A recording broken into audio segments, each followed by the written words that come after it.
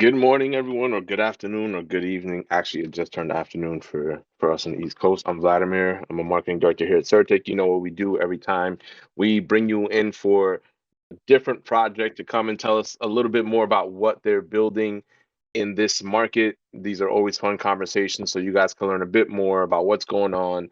And we love bringing them to you. So I'm here with Zoe. Zoe, if you please introduce yourself, who you're representing, what your project's about, and what you do. Yeah, hello everyone. Great to see so many people here on the server.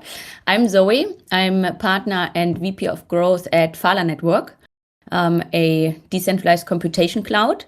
And Phala Network is a parachain in the Polkadot ecosystem, and I'm personally also the global head ambassador of Polkadot, specifically on the event side. And happy to be here today and talk about Phala and answer hopefully a lot of your questions, guys.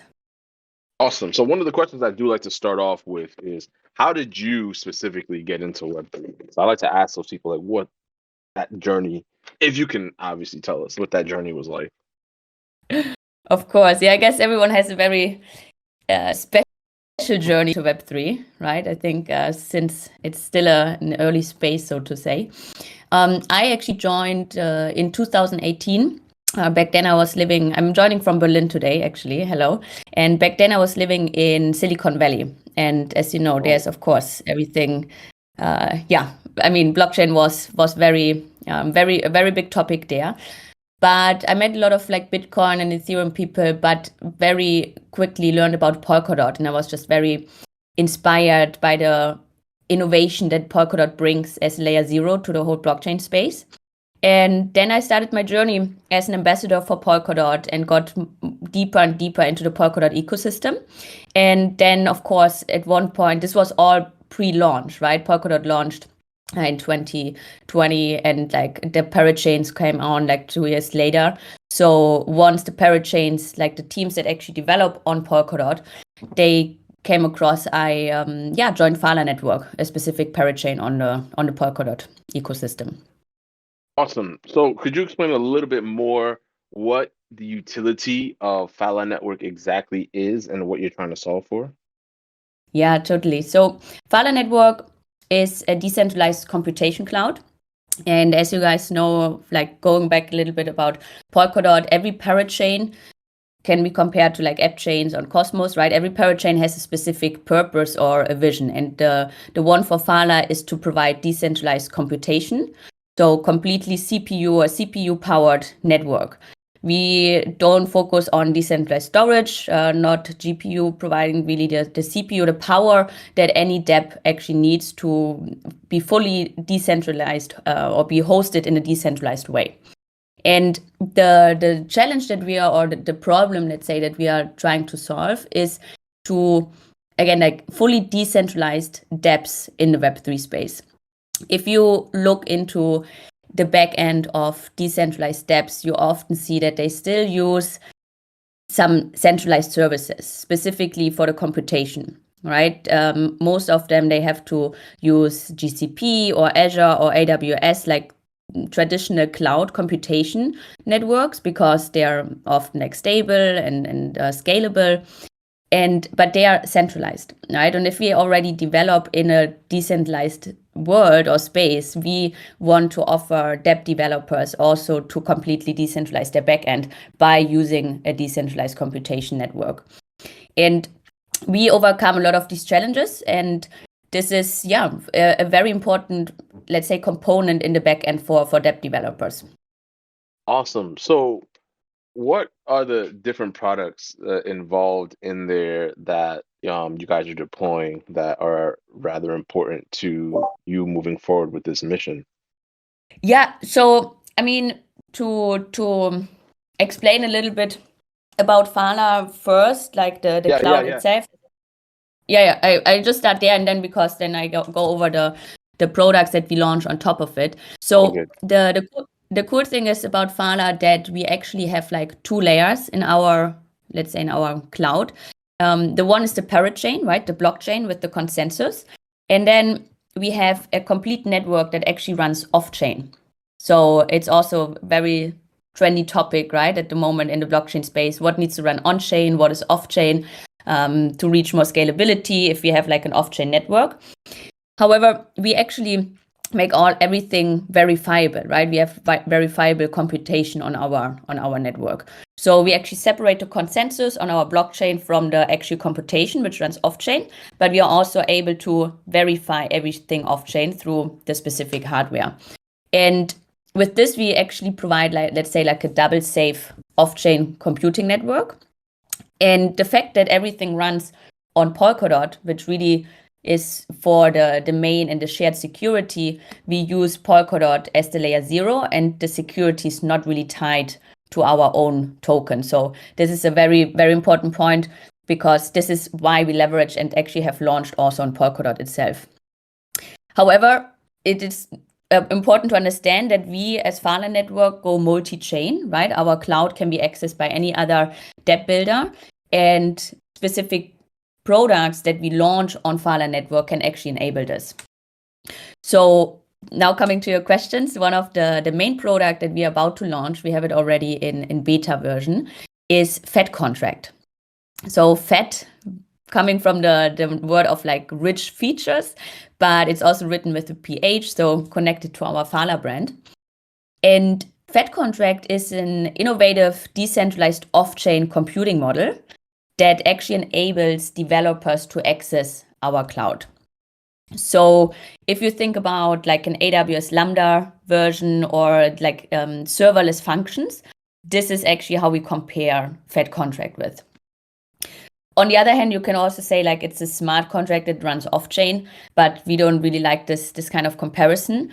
But overall, this Fat Contract, actually, because it runs off-chain and is not limited to the on-chain information, it overcomes all the limitations of a smart contract, right? A smart contract can only communicate with smart contracts. It runs off-chain. It has like the low, high latency and so on. So we want to overcome these challenges, and we can actually provide internet access with this contract, HTTPS requests, the privacy that we provide through our hardware, and low latency, because we have actually 1 second data verification. And this is very, very powerful. This is like a big need in the market. And again, this kind of contract actually would be the main component in these decentralized steps, what I just explained before, to decentralize the applications further. Adam, out of my own curiosity, how does that mention at the internet or at access to the cloud is built into the smart contract? Do you know how that works exactly? Just curious. It just sounds really like super out there and interesting at the same time. Yeah. So the internet access is achieved because we run off-chain, right? And I think we go into this further, but like our nodes, they run on a specific trusted execution environments, and you can reach like these kind of like internet access and HTTPS requests through if you host this contract off-chain. So this is actually the main benefit there. Okay, sorry, I didn't mean to go. I know you were going to continue a little bit more into explaining. No, please interrupt. There's a lot to share today. So, but this is so just regarding the product question. This is really the main, our, let's say, killer product, right? The cloud is our underlying layer, and it is great to use. We have like the incentives also for our node operators. However, it is quite difficult to access the cloud without this kind of serverless function. So we have developed Fat Contract to actually have developers use the cloud and make use of the computation for their dApp. Then we have 2 other products that are running, but again, Fat Contract is our main killer product. We also offer Subbridge, which is a cross-chain router, mainly for the Substrate ecosystem. So Substrate is the framework that Polkadot is developed on, and it uses XCM, which is our cross-chain messaging protocol, and Chainbridge, so it's a cross-chain protocol. And it's mainly for asset transfer and information transfer. We have developed this mainly for our token holders, for the node operators also. But we are pushing this more in the Polkadot ecosystem. Fat Contract really goes multi-chain. And then thirdly, we also have on top of our cloud Phala World. This is a product that's mainly for the community. So it's an NFT project that we have developed. It's very cool because we use the Soulbound token in this project, and actually Soulbound 2.0. So a whole other story, we can talk about this as well. But just to let you know, you've heard this Phala World is a product that we have developed for the community, and every community member can actually, let's say, increase their contribution to the network and then get rewarded for it. While we're on like that topic of community, because I'm sure if people have been in this audience long enough, they're probably sick of me saying this. I'm a big proponent of like the barrier of entry for users, and you speaking about the community. What's that barrier of entry for just someone who may potentially be interested in getting involved in Phala Network? Yeah, great question. So, I mean, there are a lot of levels to get involved. First of all, we do have an ambassador program, right, which is mainly supporting our community, like people that are interested in our technology but might not be too technical. They want to create content, they want to push the brand and do events and so on. So this is one way to get involved. If we go more on the technical level, we have, of course, the computation cloud. And if you have specific technical understanding, you can run, of course, your own node. And then, of course, you get also incentivized by providing CPU power to the network. And the third way, of course, would be then the builders that actually leverage Fed contract on top of the cloud. And they can also join our community through other programs where we actually incentivize them. We have like a builders program. But this would be the core builders then. Got it. So I guess we can go back to to the nitty-gritty still. A bit about can you explain like the actual concept behind confidential computing? And as you mentioned just now that some people can get involved into the network by within the computational cloud, CPU power, and such. But like the concept of confidential computing, how does that exactly work with those people who are getting involved? Sure, yeah. So this is a bit connected mainly to the hardware, right? We also, maybe to put this out there, because we are in a rebranding process right now. If you guys look up our website, it's all about like the confidential computing. We are actually going a bit away from this branding, the confidentiality and the privacy. Not that we are actually lowering on this. We still have the same tech and underlying technology, but we understood that the serverless functions, what I just explained with Fed contract, is much more powerful and more important for actually the Web3 builders. So we don't want to limit us only on the privacy and the confidentiality, but it's still our main layer or it's part of the main layer that we provide.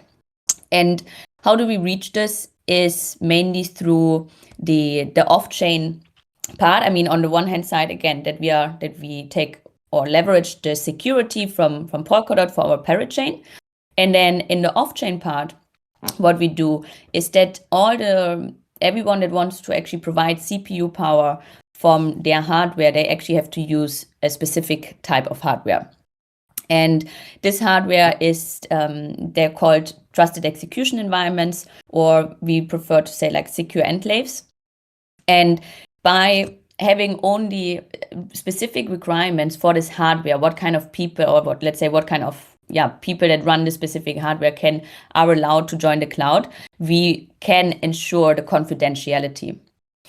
And trusted execution environments, for example, is like there are specific environments, like it's a hardware, right? And there's an area on the main processor of this device that is actually separated from the system's operating system.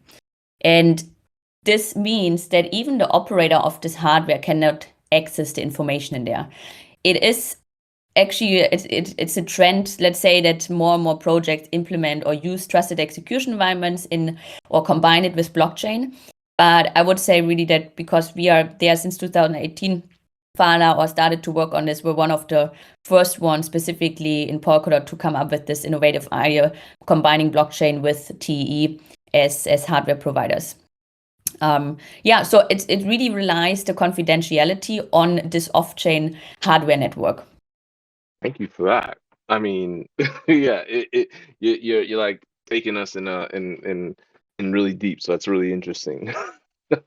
Um, Another thing that did come up was, so how does the token economy for Phala exactly work?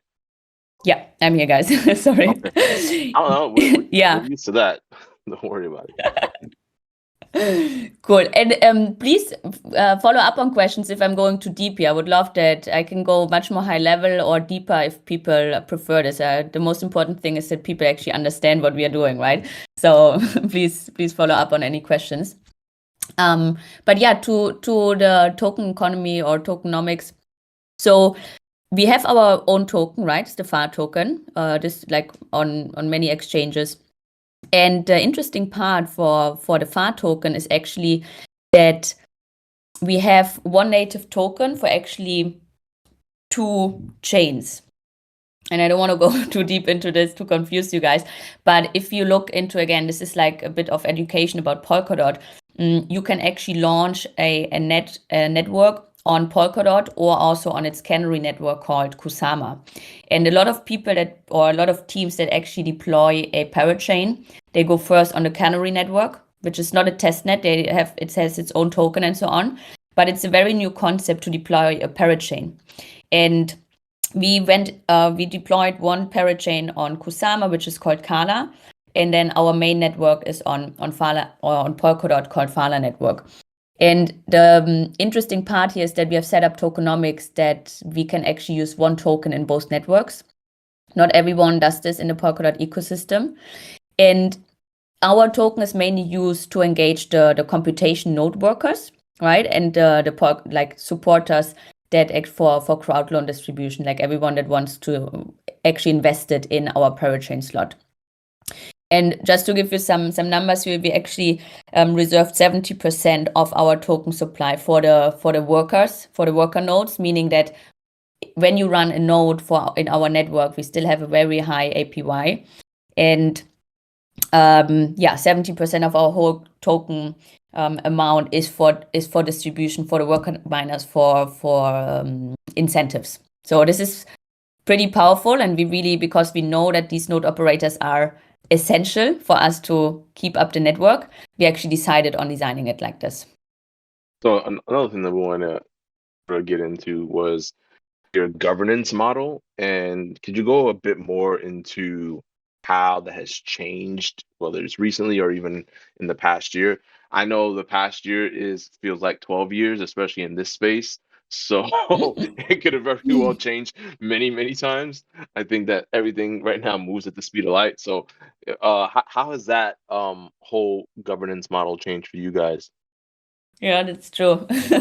I'm excited how this year will feel, right? Maybe like 24 years after we are at the end of this year. Yeah, so governance, it's a very interesting topic. I'm personally super is an advocate about governance, again, because in Polkadot itself we have like one of the most decentralized governance systems, if you would say, if you compare it to, let's say, Ethereum or Bitcoin itself. And Phala, of course, since it's a parachain, we have a lot of the impact, or but we got a lot of inspired of the governance model in Polkadot itself. So the most important part to understand is that Phala operates on a decentralized and complete community-driven model. So most of the decisions about Phala itself, like the network, the technical updates, any integrations into the chain, are made by a DAO and not by the central authority. So we have actually launched a council pretty early, and we were one of the first parachains that on Polkadot that they have enabled the council. And this council is, let's say the DAO, right? And we have started with 5 council members. There were myself is included, our 2 co-founders, and 2 external people, because we wanted to make it also not only governed by people that work on the protocol, And a great success for us was that last year we actually expanded the council to 8 people, and we have added 3 more community members. Some of them were like builders in the ecosystem. They provide infrastructure, they run nodes, or also an ambassador of ours that is very active. And this is very powerful because now we have like really an council with 8 people that is completely decentralized, and it's like, again, like a mix of inside and outside people that actually can vote, besides, of course, the community members and the FAR token holders, what is happening with the network. And yeah, I personally think that's very important, since we are building in the space, to also make these kind of decisions more decentralized. So this council was also super active. We had like a lot of motions. There's like proposals that go through the council that we decided on, and yeah, I think that's the most important thing on governance. Thank you. You're based in Germany, or you are in Germany? I think you mentioned that before, right? Yeah, I'm in Berlin right now. Wait, can I ask you a side question? Sorry, everyone. Side question. Sure. I'm a sports fan. Which team do you root for? Just curious. From which one should I choose? Football, yeah. Which team do you root for? If you have one. If you don't, that's cool. I'm just curious. Oh, I guess you wanna hear now FC Bayern, but maybe Hertha BSC is more my favorite from Berlin. Hey, listen. At least you didn't give us a regular answer, so that's good. That's good. I'm a Dortmund guy. I like Dortmund, but it's okay. Anyway.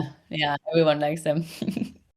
All right, guys. I just had to ask that question. It was in the back of my head this whole time, so thank you for giving me that 3 seconds to ask you that. So obviously in this space we work a lot on the partnerships, the connections. Obviously, like, we do these AMAs to connect more with projects as well, learn a bit more. So could you tell us a bit more about any partnerships or collaborations and things that you're working on in that aspect? Yeah, very important, right? This is a lot of these tasks are my responsibility. So growth is also, of course, business development, and it is much different doing business development, right, in Web3 than like in traditional Web2 or in other, like in the tech industry overall. So the most important part for us is, of course, that our network was launched last year, and as I said before, Fed Contract is our killer product, and we are about to launch it in the next week. So once we have Fed Contract launched, we can actually really enable a lot of, or even more, partnerships, and mainly also the developers using Fed Contract and building on our network. Before this, we have enabled a lot of partnerships with parachains in the Polkadot ecosystem, which is mainly also for the cross-chain communication, right? As you're like in Polkadot, it's very interesting that the parachains can communicate with each other based on the XCM, the cross-chain messaging protocol, and we just enabled a lot of technical partnerships, so technical integrations actually with these other teams to make token transfers and so on, just cross-chain. In terms of like more bigger partnerships, so since Fed Contract is not only, like, let's say, tied to the Polkadot ecosystem, it's really a multi-chain approach, and we can enable anyone from any ecosystem to use it and to build on it. We are now focusing a lot on the Web3 social debt developers. So we are actually having our first event. I don't know if some of you guys will be in Austin, but we are actually hosting an event there with Polygon, and also working closely in the Lens ecosystem, because they have this Web3 social developers, right? Or that develop these dApps where we saw a big need of actually using our contract for their specific API. And again, what Fed Contract can enable is mainly like having this off-chain information to smart contracts. So we actually built on Fed Contract, we built a decentralized Oracle solution, meaning that it can communicate from any API to any smart contract.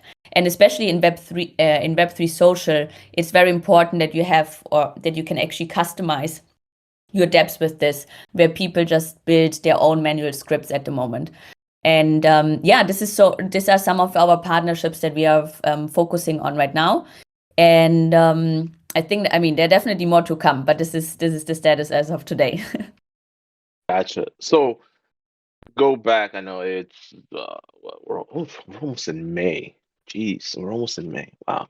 Can you tell us a bit more about some of the challenges that you had previously faced, especially in 2022, leading up into this point, and how you address them and how you will continue to address them? Yeah, this is a tricky question because there are challenges every day. Of course. And I mean, What day isn't a challenge? It's always something unexpected coming up, then you have to drop everything. I'm totally aware of this, by the way. So I know. yeah, it's yeah. Anyway, I think we have published it, but even today there was like a hack on our Discord server also where we were like, not the right time right now, but things happen.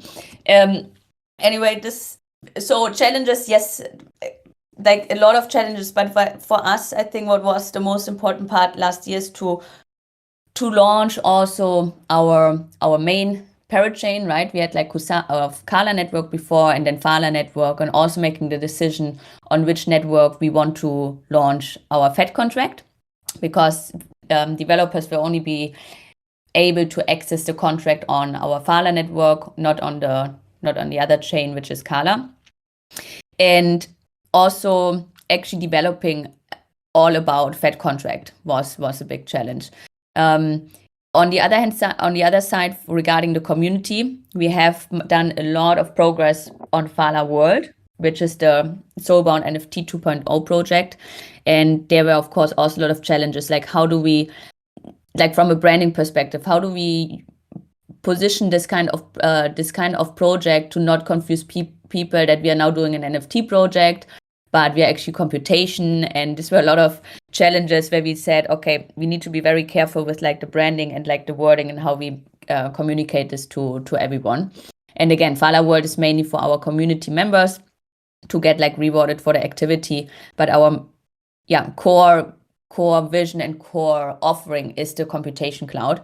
And these were, I would say some challenges, but we are on the right track because we are rebranding, and once everything is launched, I think people will much better understand everything that we are building here.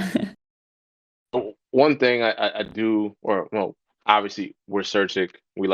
Our mission is to secure the Web3 world. Please visit skynet.certik.com. That is our new product, everyone. So if you want to do your due diligence on different projects, I'm going to shill it, and here it is. So please visit skynet.certik.com. Anyway, sorry. So obviously our mission is to secure the Web3 world. We want to make sure that everyone has as many tools to their availability to be able to do their own due diligence. We don't offer any financial advice. That's a disclaimer for everyone here. But again, offering tools for people to sort of be able to inform themselves as much as humanly possible before making their own decisions. And obviously we take security very seriously. So, and I'm assuming Phala does as well, but how do you and your team view security? From many perspectives, right? I mean, there's first of all a difference between security and privacy. And I mean, if you want to go deeper in this, but like for us, it's really more about the privacy aspect of the data, right? So this is very important for us, that the data that people want to compute on our cloud is not accessible by anyone, that the cloud and the dApp can actually never be shut down, right? This is also this is more based on the decentralization, but also somehow security, right? Because not the technical security, but the security of like having your dApp always up with like 100% uptime. And the privacy part, I mean, we have our lead researcher. He is like a researcher for cryptography, and there's a lot coming out from this underlying privacy aspect from blockchain itself, right? Like what blockchain actually can bring to the world in terms of privacy or data privacy. So this is our, let's say, internal vision on it. And how we give this to the users is mainly through the privacy access that we provide with our cloud, or the non-access, right? But the privacy features in our cloud. I like the answer, because you know what? Anything that How do you see it? How do you see it? I feel that peop- it's tough, because especially with the news of people losing value or people getting funds stolen. Obviously, we do a report, follow CertiK alert if you want to learn more about rug pulls and exploits and all those different types of setups that different people do, bad actors if we want to call them that. And it's always, for me, if we're not showcasing that we care about security, then the people who could probably benefit most from being in this Web3 space, whether it's through Phala Network or anywhere else, that if they're not seeing that it's something that they can be safe in, then what's the point if you're not going to try to bridge that gap to the next set of users, right? And so, people who you want people to be encouraged to use your products, to be part of your community, to know that, hey, these people are serious. They want to make sure that we're protected. They want to make sure that, the experience isn't something that they're going to regret. And so, like, that's the whole thing. If we're not encouraging people through our actions of we're taking this seriously and we want to better protect you, then, how do you grow? How do you grow the space? And I think that's something that um moving forward, it's going to be very important, right? I think last month it was over like 300 million in stolen funds and things of that nature. So don't quote me on that number. I don't have it in front of me, but I believe that's the number. But yeah, like, so those things I feel like are very important, and it's good to see projects who are taking those extra steps to ensure that data is being protected, funds are being protected, identities are being protected. Because yes, this is ultimately still feels like a very anonymous space, and a lot of people are hidden behind an avatar and things of that nature. But even then, behind that, there's someone who is connected to it, regardless of if they're hiding behind an NFT or a dog face, right? And we want to make sure that the next set of users can be able to come in and not feel like they're going to be taken advantage of, or they're just not safe at all. Sorry, I didn't mean to go into a whole diatribe on that one. No, that's great. And maybe to add to this, it's really we are. I mean, we all know this, but we are so early in the space that this privacy part is always affecting the user experience, right? And that's also something that we at Phala want to, or we see as a big challenge for the user, and not only I mean, on the privacy aspect, but we even, since we serve developers, we even want to make it super easy and a super advanced user experience or developer experience for our users. And we still are in a stage in the space where we have to say, okay, you care about privacy, then you have to use a very crazy and advanced like user interface, right? So I think this is a big challenge, and it's often in privacy. I mean, even in advanced products. But there's always a trade-off, like how secure or private you can be, and how is the user experience. So definitely room to grow for all of us on that aspect. And something else to kind of get into. So, what are some of the plans that you have in terms of scaling for the future?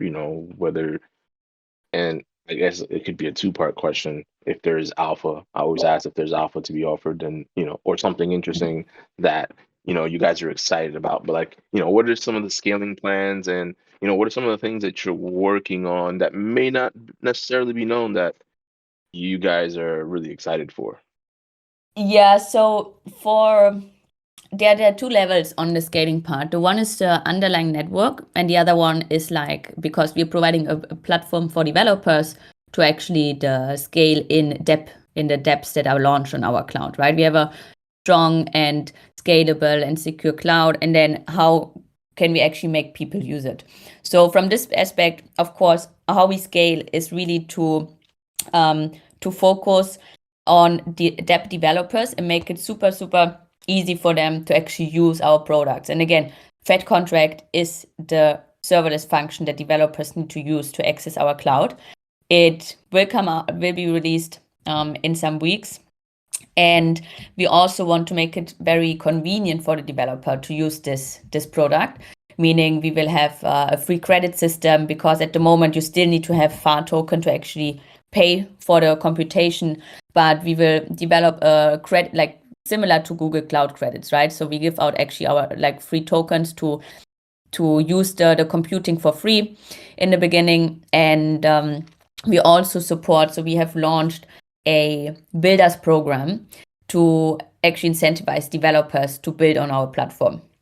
So this is how we really focus on the scale. So it's very important that we have dApps actually using the cloud computing, and then of course through the contract that we provide we can then take small fees, but this is really, this is our main goal, right? We have different KPIs and how many dApps we want to reach in this year. And then on the underlying, let's say network level, we also want to scale there, right? We already have over 140,000 virtual CPU up and running. So it is really one of the biggest Web3 or decentralized clouds out there. We have over 18,000 online servers, and they can provide in some over 140,000 virtual CPU.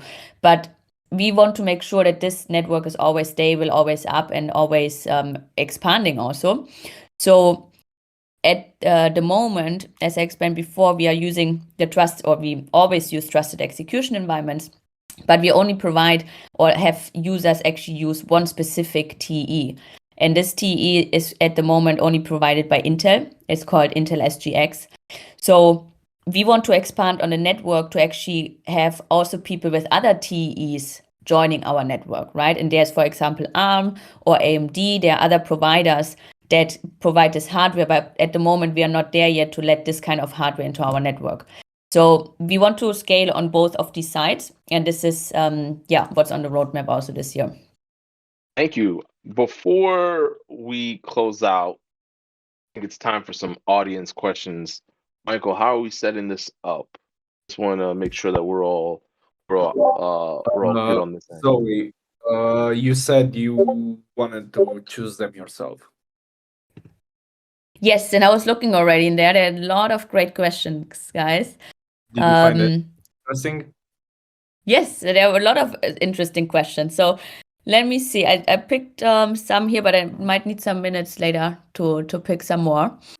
And feel free, guys, to pick some as well. But I found one here. This is, I forgot who was, but it's, what is the role of Phala in Web3 environment, and do you provide oracles or some other services?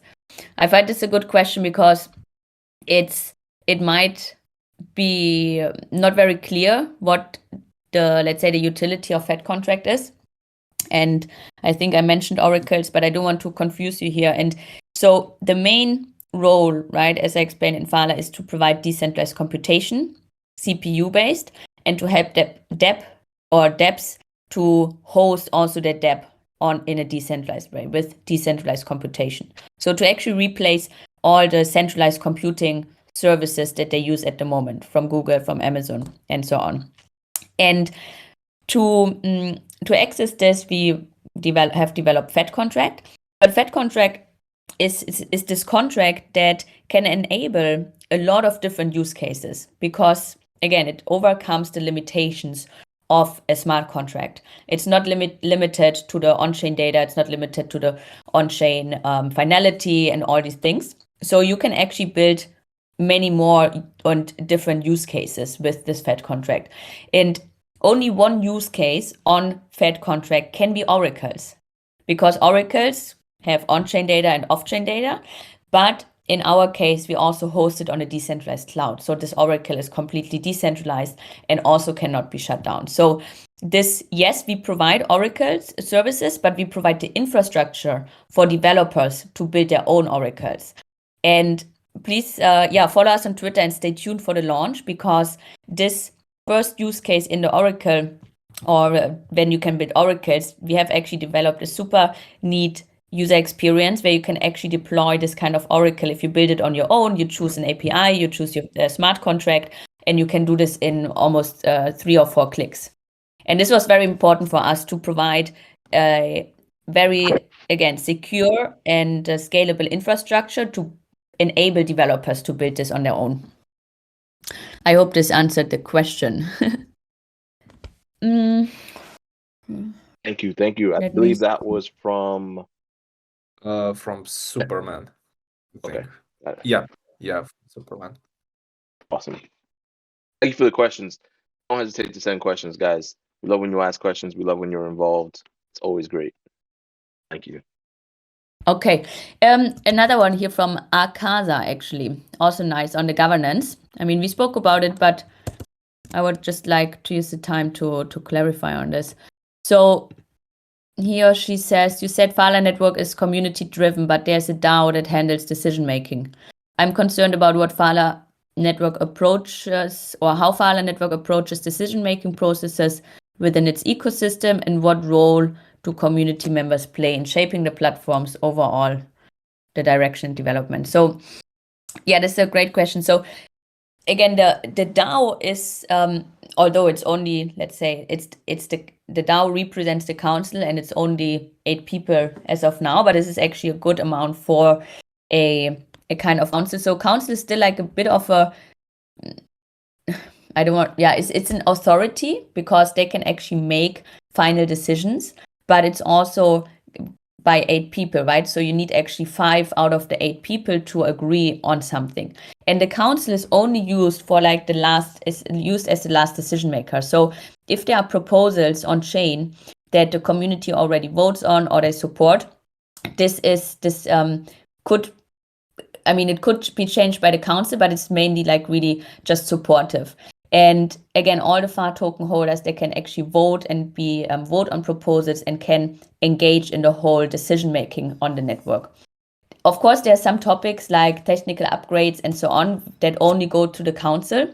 But even there, again, the council is not governed by people that only work on like in the core team, right? They're community members, they're people with different interests, but all have the same interest to actually push the network forward and to make the best decisions for the network. There's no like personal interest really in this decision making. And so this is how this works. And it's really important that our community engages, and we really put so many proposals in motions. Even if there's a new integration to another chain, this is all decided on chain. So it is a pretty transparent or very transparent decision making process, and everyone can really comment and be engaged in this process as well. Thank you. That was from Akaza. So Akaza, thank you for that question. Yeah. Really appreciate you sending that out. Yeah.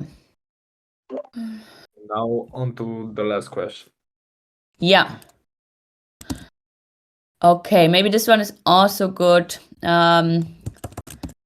This one is from Henry Fan. Oops. And he asked, like, what's Phala's approach on privacy-preserving solutions for smart contracts? So, this is again, so we provide actually not directly, let's say, a privacy solution for smart contracts, but we have developed a contract, which we call Fed contract, that runs in our privacy-preserving cloud, which is hosted by these trusted execution environments of chain.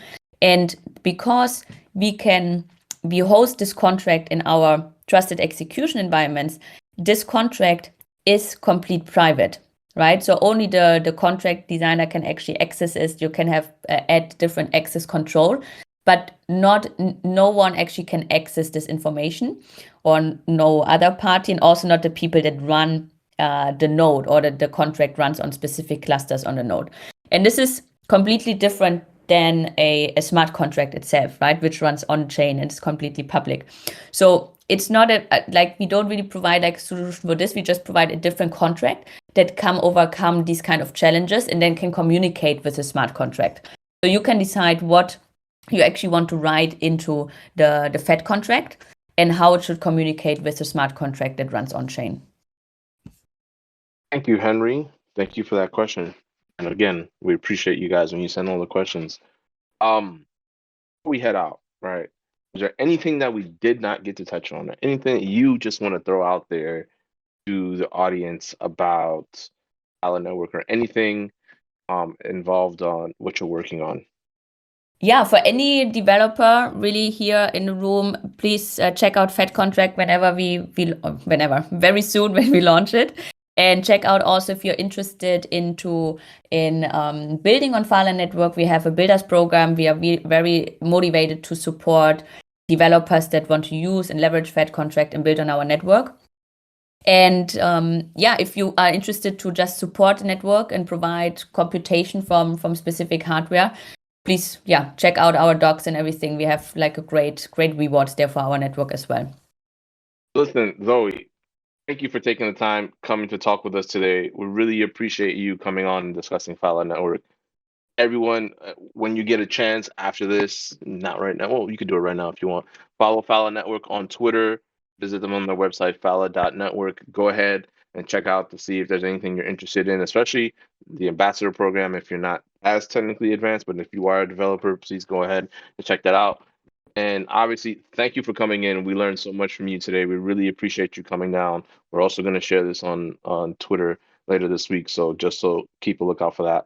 But we're always encouraged to see people building during this market, and it was a great conversation. I think we learned a lot, and we look forward to seeing what you're building on Phala Network.